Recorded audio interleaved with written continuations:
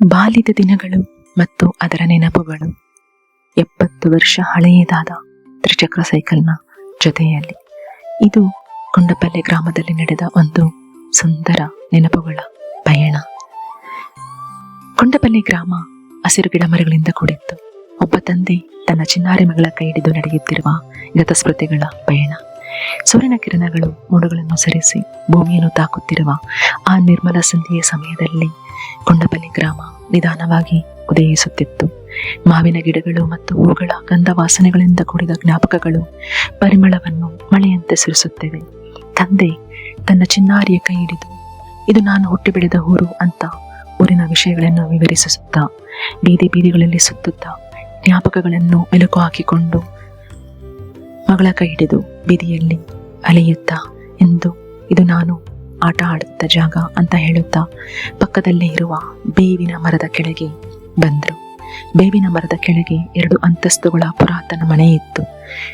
ಮನೆಯ ಬಳಿ ಬಂದು 2 ಕೈಗಳನ್ನು ನಡುವಿಗೆ ಇಟ್ಟು ನಿಂತುಕೊಂಡ್ರು.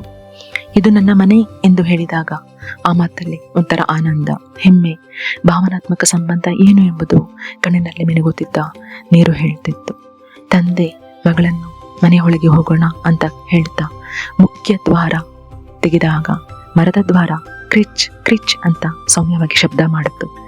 ಮಗಳನ್ನು ಒಳಗೆ ಕರ್ಕೊಂಡು ಹೋಗಿ ಪಕ್ಕದಲ್ಲೇ ಇರುವ ಒಂದು ಚಿಕ್ಕ ಡೆಸ್ಕ್ ಮತ್ತು ಚಿಕ್ಕ ತ್ರಿಚಕ್ರ ಸೈಕಲ್ ಅನ್ನು ತೋರಿಸಿದ್ರು. ಹಳೆಯದಾಗಿತ್ತು, ತುಕ್ಕು ಎಣ್ದಿತ್ತು, ದುಳಿಂದ ಕುಡಿದ್ರು, ನಿಂತಿತ್ತು, ಕೆಲಸ ಮಾಡ್ತಿತ್ತು. ತಂದೆ ತನ್ನ ಮಗಳನ್ನು ಕರೆದು, ಬಾ ಮಗು, ನನಗೆ ಒಂದು ಮ್ಯಾಜಿಕ್ ತೋರಿಸ್ತೇನೆ ಅಂತ ಹೇಳ್ತಾ ಮಗುವನ್ನು ಸೈಕಲ್ ಮೇಲೆ ಕೂರಿಸಿದ್ರು. ಆಗ ಮಗು, ಅಪ್ಪ ನೀವು ತುಳಿರಿ ಅಂತ ಹೇಳಿದಾಗ ಅಪ್ಪ ತುಳಿಯೋಕೆ ಹೋಗಿ ಕಾಲಿಟ್ಕೊಂಡು ನಕ್ಕರು. ಮಗು ಅಪ್ಪನ ಕೇಳಿದ್ಲು, ಸೈಕಲ್ ಬಗ್ಗೆ ಹೇಳಪ್ಪ ಅಂತ. ಆಗ ಅಪ್ಪ, ಇದು ನಾನು ಚಿಕ್ಕ ಹುಡುಗ ಆಗಿದ್ದಾಗ ನನ್ನ ಅಪ್ಪ ಕೊಟ್ಟ ಉಡುಗೊರೆ. ಈ ಸೈಕಲ್ಗೋಸ್ಕರ ನಾವು ತುಂಬಾ ಜಗಳ ಆಡ್ತಿದ್ವಿ. ನನಗೊಂದು ರೌಂಡು ಅಂತ ಜಗಳ ಆಡ್ತಾ ಇದ್ವಿ ನಾನು, ನಮ್ಮ ಅಣ್ಣ ತಮ್ಮಂದ್ರು ಅಂತ ಹೇಳುವಷ್ಟರಲ್ಲಿ ಸಂಜೆ ಆಯಿತು. ಆಗಲೇ ಪಕ್ಕದ ಬೀದಿಯಲ್ಲಿ ಇದ್ದ ಅಜ್ಜಿ ಮನೆಗೆ ತನ್ನ ಮಗಳನ್ನು ಕರ್ಕೊಂಡು ಹೋದ್ರು. ಅಜ್ಜಿ ಮಗುವನ್ನು ನೋಡಿದ ತಕ್ಷಣ, ಹೇ ಮಗು ಬಾ ಅಂತ ಹ್ಯಾಪಿಯಾಗಿ ತೊಡೆಯ ಮೇಲೆ ಕುಂಡಿಸ್ಕೊಂಡ್ಳು. ಆಗ ಮಗು ತಾನು ನೋಡಿದ ಸೈಕಲ್ ಮತ್ತು ಡೆಸ್ಕ್, ಅಪ್ಪ ಸೈಕಲ್ ತುಳಿಯೋಕೆ ಹೋದಂಥ ರೀತಿ ಎಲ್ಲವನ್ನು ಅಜ್ಜಿಯ ಬಳಿಗೆ ಹೇಳ್ತಾ ಇದ್ಲು. ಆಗ ಅಜ್ಜಿ, ಆ ಸೈಕಲ್ ನಿಮ್ಮ ಅಪ್ಪನಿಗಿಂತ ಹಳೆಯದ್ದು.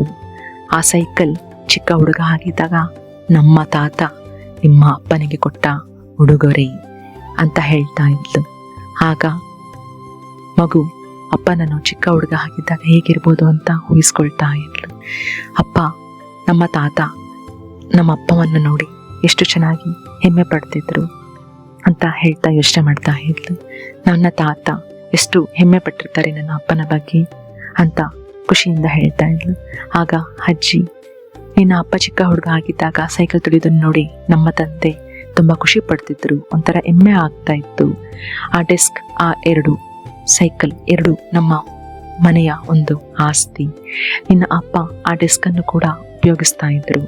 ನಾನು ಕೂಡ ಆ ಡೆಸ್ಕ್ ಮೇಲೆಯೇ ನನ್ನ ಮೊದಲ ಹೋಮ್ವರ್ಕ್ ಮಾಡಿದ್ದು. ಆ ಡೆಸ್ಕ್ ನನ್ನ ಒಳ್ಳೆಯ ಸ್ನೇಹಿತ. ಸೈಕಲ್ ಮೇಲೆ ನಾನು ಕೂಡ ತುಳಿದ ಹಾಗೆ ಕನಸು ಕಾಣ್ತಾ ಇದ್ದೆ.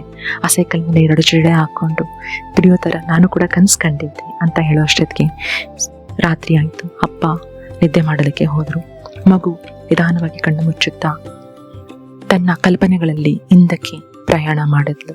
ನನ್ನ ತಂದೆ ಚಿಕ್ಕ ಹುಡುಗ ಆಗಿದ್ದಾಗ ಸೈಕಲ್ ಹೇಗೆ ತುಳಿತಿದ್ರು, ನನ್ನ ಅಜ್ಜಿ ಡೆಸ್ಕ್ ಮೇಲೆ ಯಾವ ರೀತಿ ಹೋಮ್ವರ್ಕ್ ಮಾಡ್ತಾ ಇದ್ರು, ನಮ್ಮ ಅಜ್ಜಿ ಯಾವ ರೀತಿ ಕಾಣಿಸ್ತಾ ಇದ್ರು ಅಂತ ಯೋಚನೆ ಮಾಡೋಷ್ಟರಲ್ಲಿ ಅಜ್ಜಿಗೆ ಹೇಳ್ತಾ ಇದ್ದದ್ದು ನನ್ನ ಮಗುಗೆ ನೆನಪಾಯಿತು. ನನ್ನ ತಾತ ನನ್ನ ತಂದೆ ಬಗ್ಗೆ ಎಷ್ಟು ಹೆಮ್ಮೆ ಪಡ್ತಿದ್ರು. ಈ ಸೈಕಲ್ ಮತ್ತು ಡೆಸ್ಕ್ ನಮ್ಮ 4 ತಲೆಮಾರಿನ ಒಂದು ಆಸ್ತಿ. ಇದನ್ನು ನಾನು ಕಾಪಾಡ್ಕೋಬೇಕು, ಇದು ನನ್ನ ಜವಾಬ್ದಾರಿ ಅಂತ ಹೇಳಿ ಮುಗುಳ್ನಗುತ್ತಾ ನಿದ್ದೆಗೆ ಜಾರಿದ್ಲು.